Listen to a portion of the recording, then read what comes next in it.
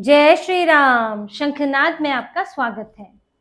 पश्चिम बंगाल में शांतिपूर्ण मतदान कराने के बाद, बिना हिंसा के, बिना बम बारूद के, बिना हत्या के चुनाव कराने के बाद अब चुनाव आयोग मतदान की तैयारी कर रहा है कि मतदान के दिन उसी तरह की रणनीति अपनाई जाए, उसी तरह की सुरक्षा की जाए ताकि कोई मतदान केंद्र में गड़बड़ी न कर सके, ईवीएम के साथ गड़बड़ी न कर सके और ना ही उस दिन जो हारने वाला है वो कोई हिंसा कर सके।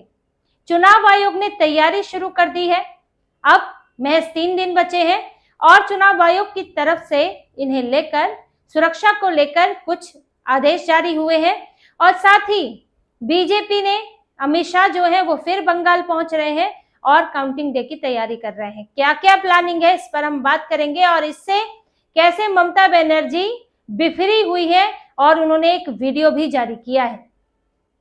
अभी चुनाव आयोग ने क्यूआर आईडी सिस्टम बनाया है कि मतगणना केंद्र हैं उनके अंदर कौन लोग घुस सकते हैं, इसके लिए क्यूआर कोड टाइप सिस्टम बनाया जाएगा। एक आईडी दी जाएगी जो फोटो आधारित आईडी होगी और वो दिखाकर वो बायोमेट्रिक स्कैन करके ही अंदर जा सकते हैं। मतदान केंद्र 108 हुआ करते थे जो कि इस वक्त 87 बना दिए गए हैं, संख्या घटाई गई है ताकि जितने कम होंगे सुरक्षा देना उतना आसान होगा और मैनेज करना उतना आसान होगा। अब इसमें एंट्री देखिए किस किस को मिलती है। रिटर्निंग अधिकारी जा सकते हैं, मतगणना करने वाले कर्मचारी जा सकते हैं, उम्मीदवार जा सकते हैं, चुनावी एजेंट जा सकते हैं। तो इनको जाने के लिए इनको अनुमति होती है, लेकिन ये भी जांच करा के जाएंगे। इनका कार्ड देखा जाएगा और फिर वो स्कैन करना होगा जिससे कि कोई भी ऐरा गैरा नत्थु खैरा मतदान केंद्र के अंदर ना घुस सके, क्योंकि इससे मतदान केंद्र के अंदर हंगामा करने की स्थिति हो सकती है कि कोई घुसकर हंगामा कर दे, ईवीएम के साथ छेड़छाड़ कर दे। चुनाव को प्रभावित करने की पूरी आशंका हो जाती है अगर कुछ अप्रिय लोग वहां पर घुस गए, अवांछित लोग वहां पर घुस गए। इसलिए ये सुरक्षा व्यवस्था चाक चौबंद की गई है। साथ ही देखिए कि 2.5-3 लाख करीब सेना के सुरक्षा बल जो अर्धसैनिक बल थे वो बंगाल में बुलाए गए थे, सीएपीएफ के जवान जो थे, लेकिन वो अभी भी वहीं बने हुए हैं। 80,000 बूथों पर सुरक्षा दी गई थी, लेकिन अब सिर्फ 27 मतगणना केंद्र हैं। तो अब जो वहां पर जवान है वो मतगणना केंद्रों पर समझिए कितनी पुख्ता सुरक्षा होगी कि जब इतने जवान इस वक्त बंगाल में मौजूद है, 87 मतदान केंद्र हैं। इसके अलावा उन इलाकों पर भी चप्पे चप्पे पर सुरक्षा बल लगाए गए हैं कि कोई हार की हताशा किसी की जान लेकर ना निकाले, बम बारूद फेंक कर ना निकाले, डंडा लेकर, लोहे का रॉड लेकर, बंदूकें लेकर ना निकले, भीड़ ना निकल आए। इसके लिए सुरक्षा बल वहां पर लगे रहेंगे। ये इतनी संख्या में तो मतदान के दिन तक लगे रहेंगे, मतदान गणना के दिन तक लगे रहेंगे। जब मतगणना हो जाएगी, नतीजे आ जाएंगे, उसके बाद धीरे धीरे सुरक्षा बल हटाए जाएंगे, लेकिन 700 कंपनियां तब भी तैनात रहेंगी वहां पर, हजारों की संख्या में जवान तब भी रहेंगे ताकि बाद में राजनीतिक हिंसा ना हो सके। क्योंकि नतीजे क्या होंगे ये कोई नहीं जानता। एग्जिट पोल में बीजेपी की जीत दिख रही है, लेकिन ममता बनर्जी भी टक्कर दे रही है। तो ऐसे में असली नतीजे तो देखिए कुछ भी हो सकते हैं और उन नतीजों के बाद की स्थितियां भी कुछ भी हो सकती हैं। क्योंकि ममता बनर्जी जब पिछली बार जीती थी तो उसके बाद जो हिंसा हुई थी उसमें सैकड़ों लोग मारे गए, बीजेपी के कार्यकर्ता मारे गए और उनको झारखंड और उड़ीसा जाना पड़ा बचने के लिए। इसलिए पहले ही संवेदनशील इलाकों में, अति संवेदनशील इलाकों में सुरक्षा बल तैनात किए गए हैं। छापेमारी तब भी होती रहेगी, नजर रखी जाती रहेगी ताकि जीतने पर दूसरी विपक्षी पार्टियां हैं उनके साथ मार पिटाई ना हो। क्योंकि यहाँ तो हालत ये है कि घर चिन्हित कर लेते हैं, फिर वहां जाके बम फेंक देते हैं। धमकियां तो चुनाव के समय ही दी जा रही है। यहाँ अभिषेक बनर्जी कहते हैं कि तब किसका बाप बचाएगा तुम्हें, देखते हैं। इस तरह के बयान उनकी तरफ से आए हुए हैं। तब कौन बचा लेगा? ना सुरक्षा बल होंगे और बीजेपी हार जाएगी तो तब तुमको बख्शेंगे नहीं। जहांगीर खान जैसे तो है ही है सबके सामने। और ममता बनर्जी तक कहती है कि पोस्टर लेकर घूमना पड़ेगा कि आप बीजेपी समर्थक नहीं है, यानी कि फिर परेड लगाई जाएगी कि कौन बीजेपी का समर्थक है कौन नहीं, और फिर सजा दी जाएगी। ये टीएमसी वाले चुनाव के समय धमकियां देकर गए हैं, तो फिर चुनाव के बाद अगर ये जीत गए तो क्या स्थितियां होंगी। इसीलिए जो चुनाव आयोग है वो वहां पर सीएपीएफ तैनात की हुई है कि जीतने पर भी कुछ ना हो सके और इनके हारने पर भी कुछ ना हो सके। तो इसीलिए चुनाव आयोग की तैयारियां अब तेज है और मतगणना केंद्र के लिए चल रही है कि वहां पर किसी भी तरह की काउंटिंग के दिन कोई भी हंगामा ना हो। इसके अलावा चुनाव आयोग मतदान के दिन जो गड़बड़ियां हुई है उनको लेकर भी सख्त हो गया है। टीएमसी वाले अब कुछ भी करके बच के नहीं जा सकते। जैसे कि जो फाल्टा में आया था कि ईवीएम पर उन्होंने बीजेपी के निशान के आगे टेप लगा दी, बटन ही नहीं दिखेगा तो लोग दबाएंगे कहां से। कहीं पर इंक लगाने की बात सामने आई, ये इस तरह के मामले सामने आते रहे हैं। तो 77 शिकायतें मिली हैं चुनाव आयोग को दूसरे फेज में।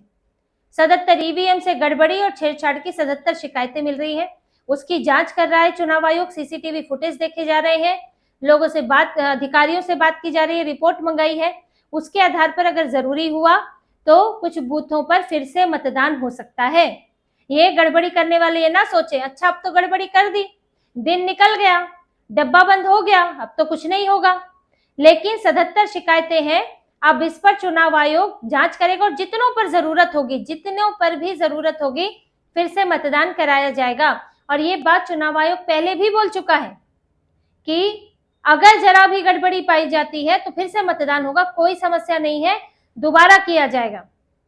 तो इनको बख्शा नहीं जाएगा। जो ये गड़बड़ी करने वाले टीएमसी के लोगों ने ईवीएम से छेड़छाड़ की, हिंसा करने की कोशिश की, मारपिटाई की कोशिश की, तो वो बूथ कैप्चरिंग जो करना चाह रहे थे वो सफल नहीं होगी। इसी अपना एक्शन लेगा और जो इसमें शामिल होंगे, जिसने गड़बड़ी की होगी, उन पर अलग से पुलिस की कार्रवाई होगी। वो भी ऐसे नहीं छोड़ा जाएगा, अरे ये तो राजनीति है, नहीं, आपने चुनाव से छेड़छाड़ की है तो उनके ऊपर पुलिस की कार्रवाई भी होगी। इस सब की तैयारी में चुनाव आयोग है, तो टीएमसी वाले गुंडे जो हैं वो बच के नहीं जा सकते हैं।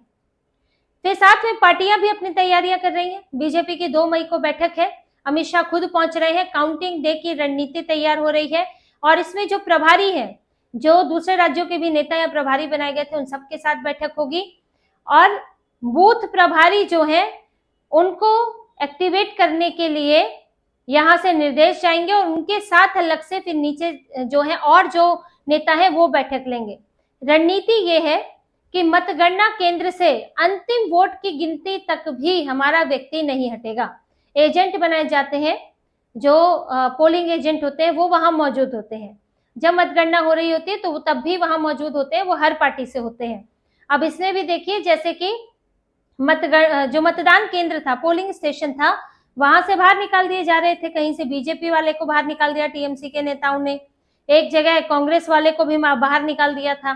फिर जब दखल दिया उम्मीदवार ने, फिर वहां बात चुनाव आयोग तक पहुंची तो फिर दोबारा अंदर पोलिंग एजेंट बैठाया गया।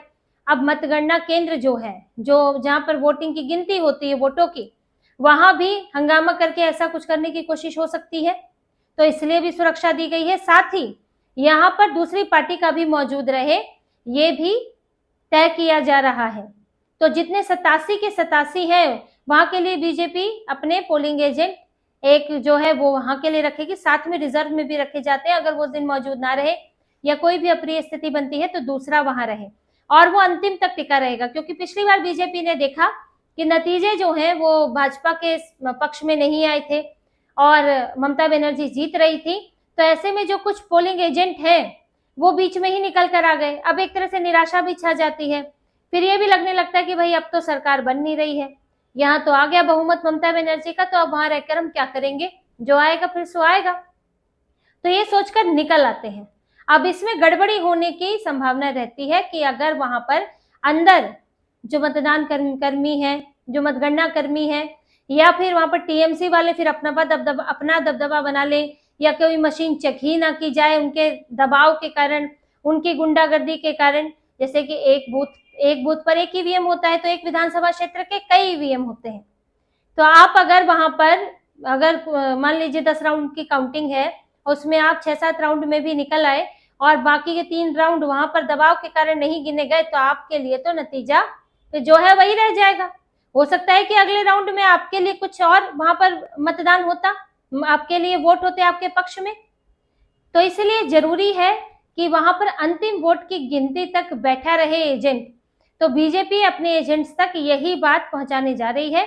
और क्योंकि देखिए बंगाल में कुछ भी हो सकता है, ये दूसरे राज्य में नहीं कहेंगे, ये अपने आप में सोचने वाली बात है कि जहां पर ईवीएम की गिनती है, वोट गिने जा रहे हैं, वहां पर कैसे गड़बड़ी हो सकती है। ये तो अपने आप में सोचने में लगता है कि ये कैसे संभव है, लेकिन बंगाल में सब संभव है। बंगाल में जब लोगों ने पिछले कुछ चुनाव से वोट ही ना दिया हो, फिर भी उनका वोट पड़ रहा हो और कोई कुछ नहीं कर पा रहा है, अगर चुनाव के दिन बम बारूद पड़ जाए तो फिर वहां कुछ भी संभव हो सकता है। इसीलिए सभी सतर्क हैं, चुनाव आयोग भी और बीजेपी भी, कांग्रेस भी अपने प्रभारी नियुक्त कर रही है और टीएमसी की भी तैयारियां हैं। टीएमसी की तो तैयारियां कई तरह की हो सकती हैं, क्योंकि वो तो दूसरे तरीके अपनाने के लिए भी तैयार बैठे रहते हैं।